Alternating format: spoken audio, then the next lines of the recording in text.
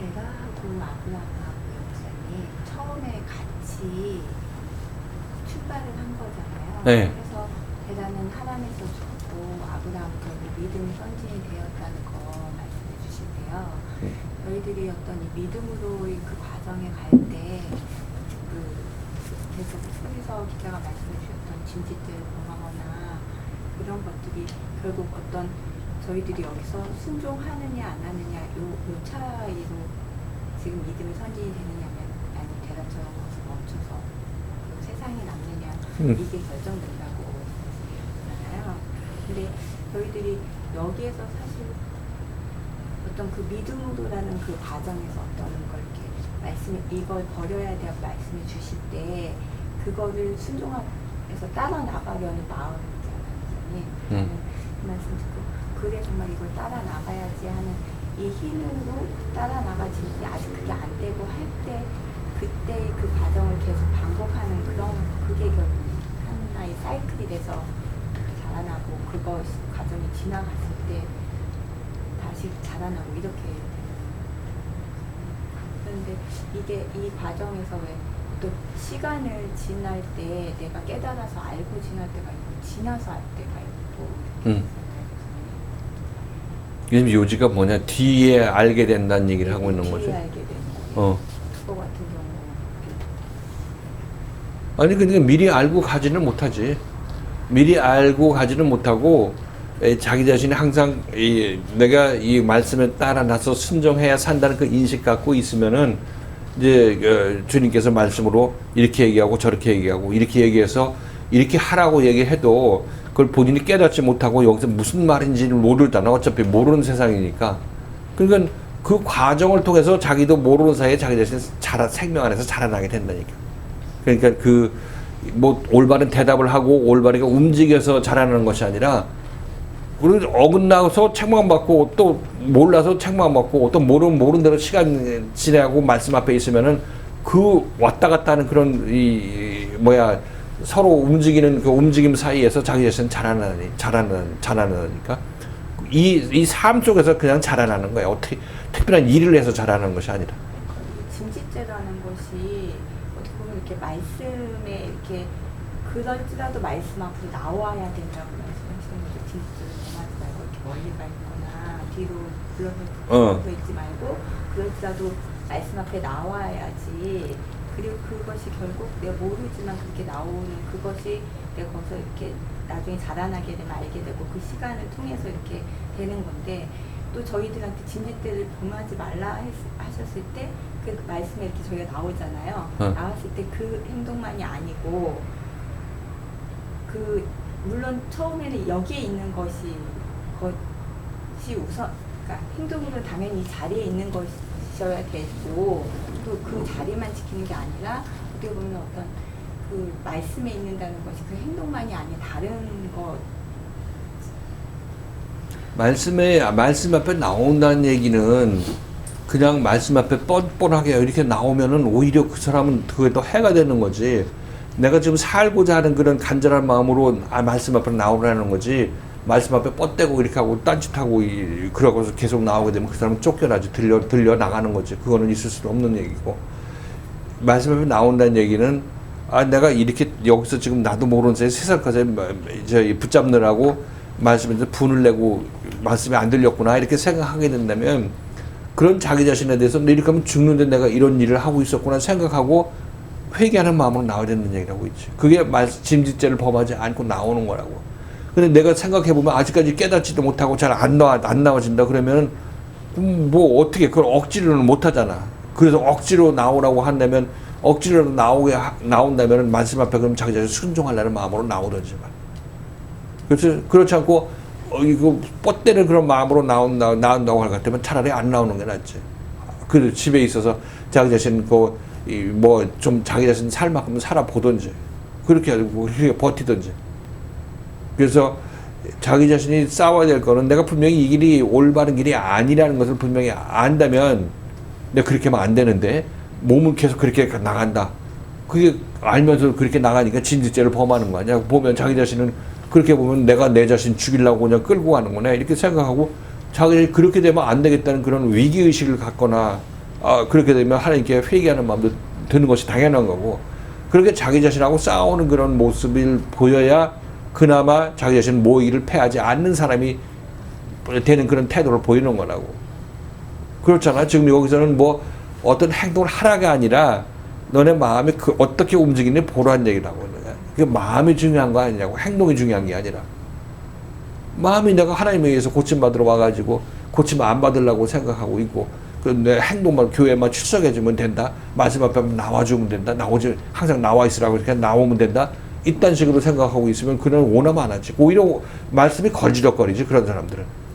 단지 마음을 찢고, 예를 들어서 회개하는 마음으로 내가 이렇게 해서 안 돼서 이렇게 고침받으려고 하는데 안 돼서 이렇게 되고, 그것 때문에 갈등하고 고민하고 하나님께 기도하는 사람들은, 그런 사람들은 와서 오면 하나님께서 그런 마음을 안 되는 거 하나님께서 아시니까.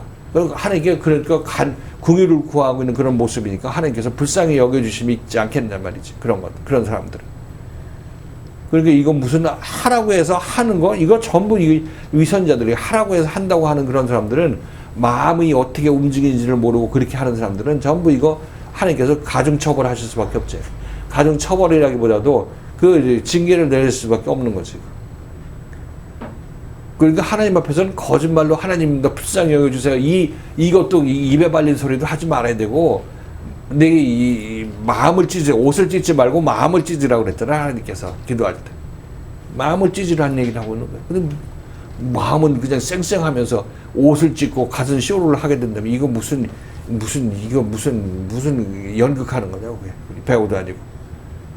그러니까 예수 믿고 하나님 따라 나선다는 거는 자기 진실된 참된 마음을 드러내고 따라 나서는 거예요. 여기서 무슨 가짜로 하게 되면 다 표시가 나고 다 자기 시간만 허비하고 망신만 당하고 하나님의 징계만 받을 수밖에 없다.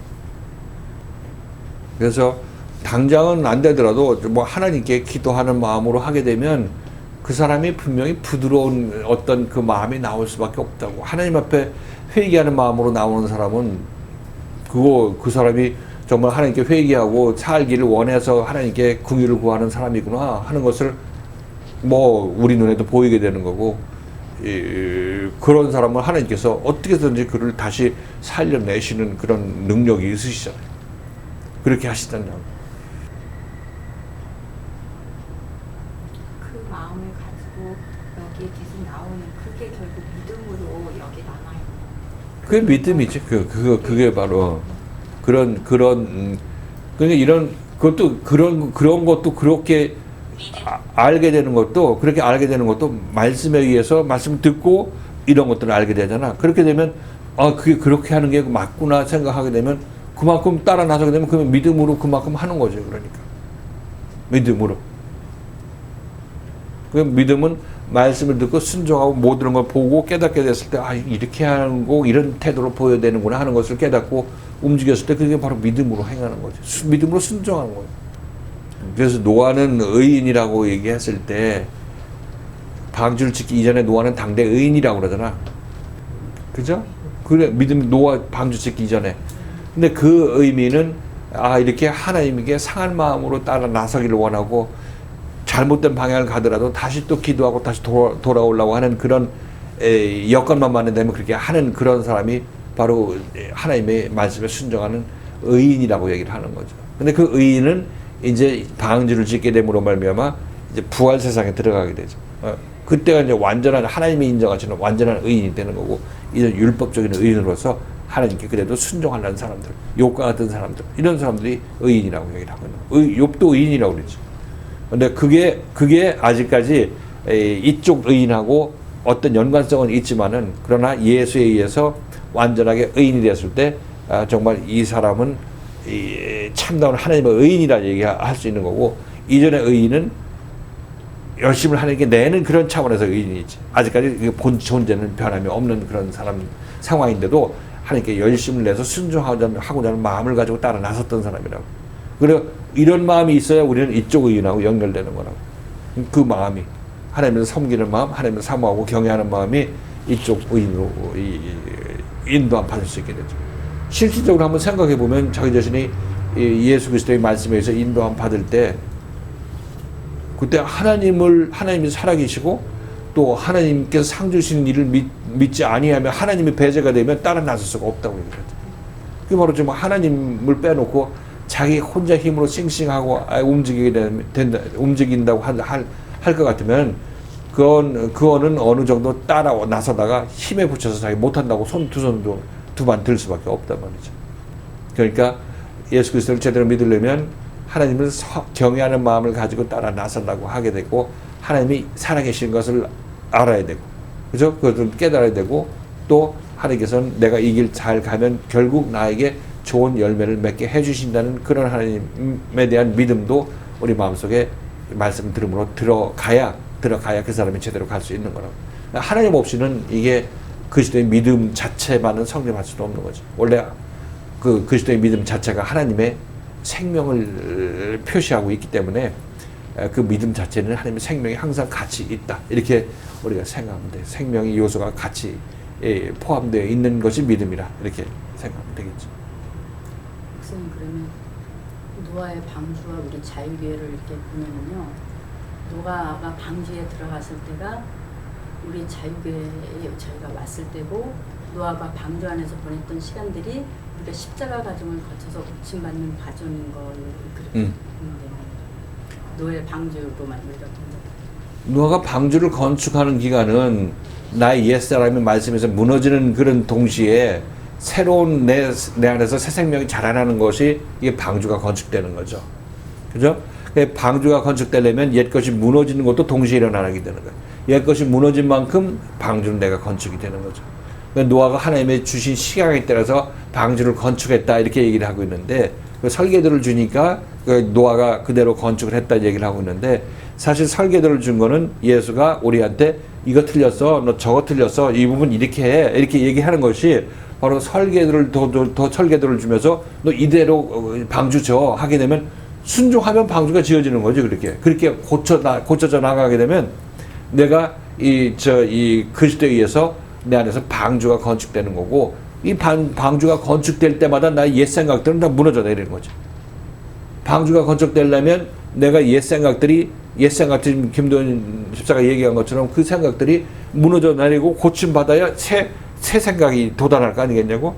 이거 그만큼 방주의 한 조각이 건축되는 거란 말이죠. 이런 것들. 그러니까 여기는 옛 것이 무너지면서 새 것이 올라오는 거와 마찬가지로 방주 건축도 옛 생각이 무너지면서 말씀에 순종할 때 거기서 따라 나선 만큼 따라 나서서 내 안에 생명이 자라는 만큼 보는 만큼 방주가 건축이 되는 거라고. 다 완성이 되면 우리 십자가 사건이 내 옛 생각들이 다 완전히 십자가에 못 박히는 때가 일어나는 거고 그렇게 되면 난 새 생명이 완성되는 거니까 방주가 완성되는 거죠. 이게 동시 진행되는 거예요. 옛 것이 무너지면서 새 방주가 건축되는 거. 그 별개의 문제. 방주 그냥 뚝딱뚝딱 짓는 것만 생각할 것이 아니라 이 방주는 내가 그리스도의 말씀을 만나서 그 말씀에서 내가 고침받은 만큼 내 안에 방주가 건설되는 거죠. 이게 바로 하나님이 주어진 식양대로 내가 방주를 건축하는 거예요. 내가 하지만 실질적으로 그리스도가 다 하는 거죠. 난 단지 거기서 내가 내 마음을 예수께서 고치고 인도하라고 내 마음을 내어준 것밖에 없는 거죠. 이게 믿음으로 얘기해요. 믿음으로. 우리는 지금 방주를 건축하고 있는 현장이죠. 방주를 건축하고 있는 현장이에요. 누가 많이 짓고 누가 적게 짓느냐는 그 자기 자신이 얼마큼 말씀에 의해서 고침 받았느냐에 따라서 방주의 어떤 크기가 틀린 거고 완성도가 진행률이 다 틀리겠죠. 방주가 건축되는 것은 내가 말씀에 순종함으로 말미암아 방주가 완성되었을 때 완전한 구원을 받은 거의 모양이잖아요. 그럼 방주 안에 노아의 가족이 방주 안에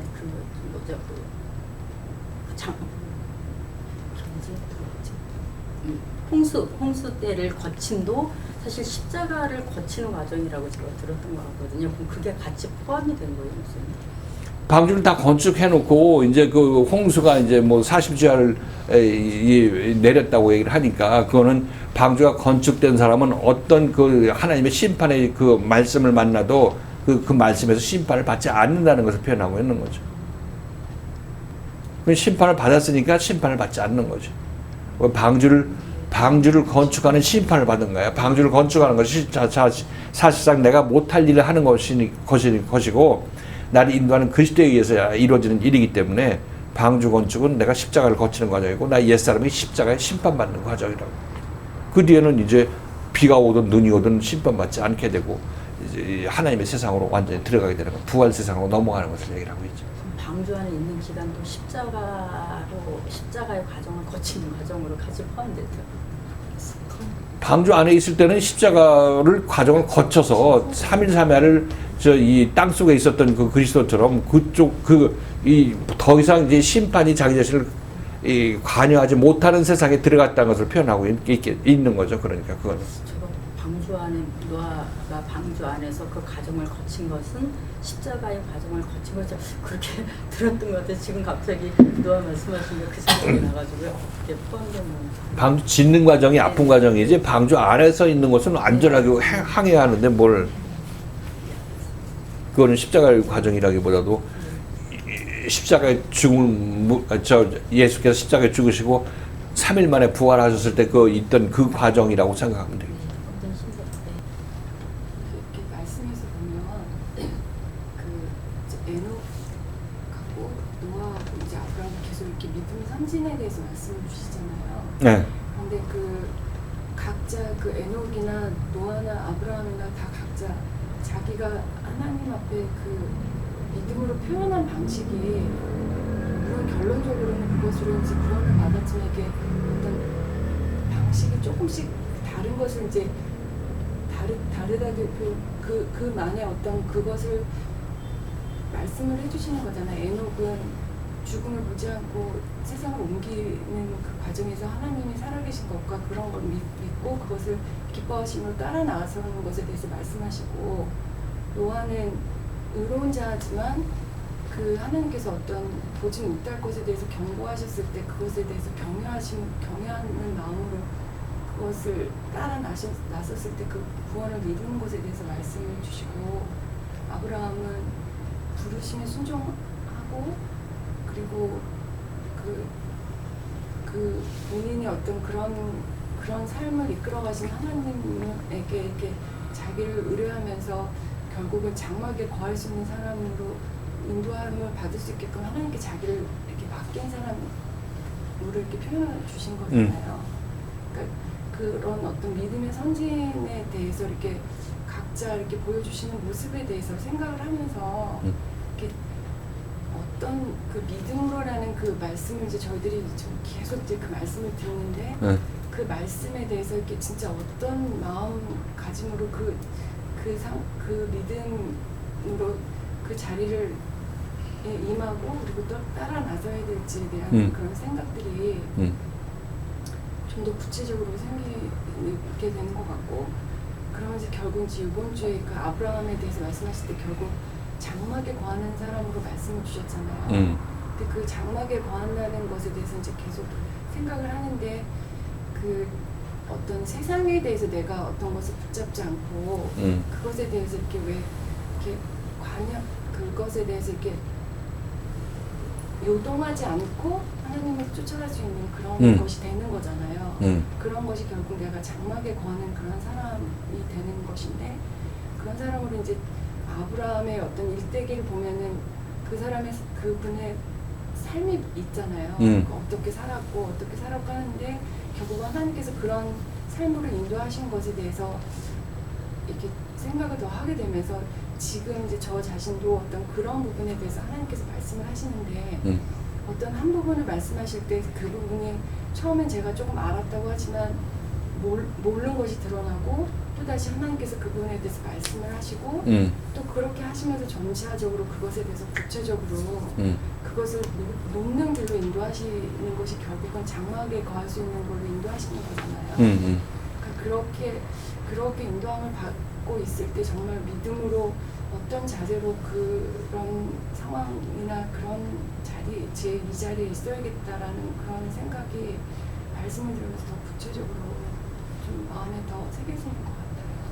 그러니까 자기 자신이 좀 하나님의 손길을 그냥 뭐가 뭔지 모르고 그냥 정신없이 세상을 놓으라고 그러니까 내가 제대로 예수 믿는 거냐 이런 생각이 가득 차 있어갖고 볼 눈이 없었지만 조금 이제 그것이 폭풍과 지나가고 보면은 지금 결국 여기서 지금 아브라함으로 우리를 만들기 위해서 이걸 놓으라고 하셨네. 이거 이제 깨닫게 되는 거죠. 그러니까 이게 지금 하나님께서 우리를 인도하시는 길, 예수를 통해서 우리를 인도하시는 길은 우리는 아브라함의 영광이야. 믿음의 조상의, 우리도 믿음의 조상이 되게 하기 위해서 좀 이끌고 가시는 그 하나님의 손길을 보게 되지 않냐고. 지금 와서 보니까. 지금 와서, 이거 놓으면 죽는다고 해서 막 발버둥 치고 그냥 울고불고 했지만은, 그래, 지금 와서 보니까 이것들이 전부 하나님께서 내가 이 세상을 장막을 치고 사는 그런 사람으로 만들어 가시는 그런 손길을 베풀고 계셨다는 것을 알게 됐지 않냔 말이지.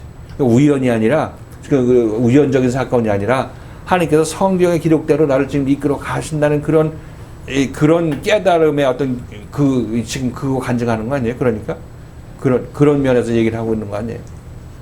그러니까 지금 여기서 교회에서 여러분들이 어떤 사건을 통해서 하나님께서 드러내시잖아요.